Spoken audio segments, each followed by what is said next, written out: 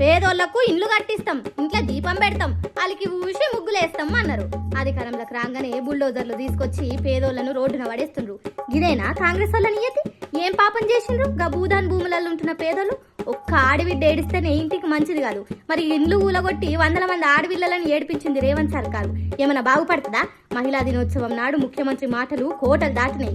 మరిగా వెలుగుమట్ల మహిళల ఏడుపులు కనిపించలేదా?